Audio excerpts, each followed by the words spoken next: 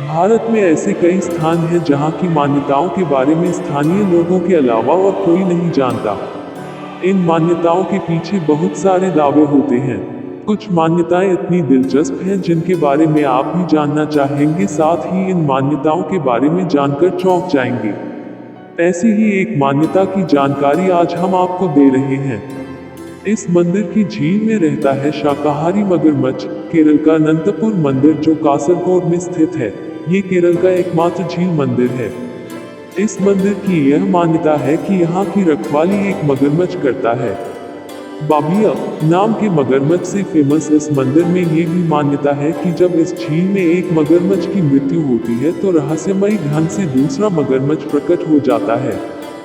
2 एकड़ की झील के बीचों बीच बना यह मंदिर भगवान विष्णु भगवान अनंत पद्मनाभ स्वामी का है। मान्यता है कि मंदिर की झील में रहने वाला यह मगरमच्छ पूरी तरह शाकाहारी है और पुजारी इसके मुंह में प्रसाद डालकर इसका पेट भरते हैं। पुजारियों के हाथ से प्रसाद खाता है ये शाकाहारी मगरमच्छ। स्थानीय लोगों का कहना है कि कितनी भी ज्यादा या कम बारिश होने पर झील के पानी का स्तर हमेशा एकसा रहता है। यह मगरमच्छ अनंतपुर मंदिर की झील में करीब 60 सालों से रह रहा है। भगवान की पूजा के बाद भक्तों द्वारा चढ़ाया गया प्रसाद बबिया को खिलाया जाता है। प्रसाद खिलाने की अनुमति सिर्फ मंदिर प्रबंधन के लोगों को है।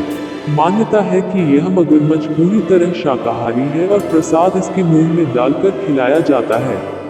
स्थानीय लोगों का कहना है कि मगरमच्छ शाकाहारी है और वह झील के अन्य जीवों को नुकसान नहीं पहुंचाता। यही है वो शाकाहारी मगरमच्छ जो है मंदिर का रखवाला।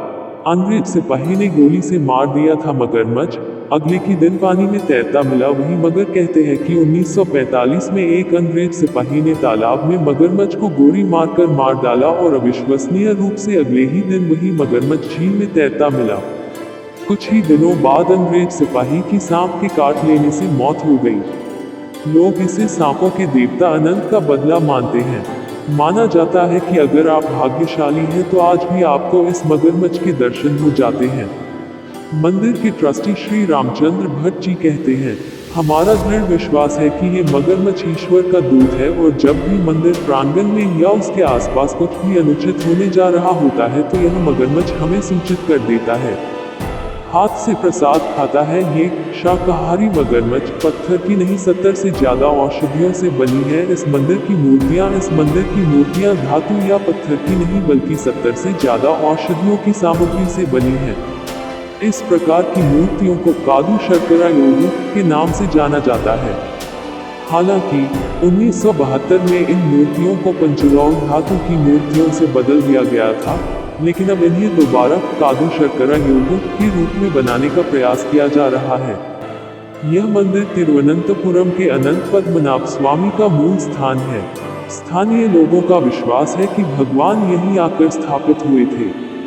मान्यता है कि झील में एक मगरमच्छ की मृत्यु होती है तो रहस्यमयी ढंग से दूसरा मगरमच्छ प्रकट हो जाता है।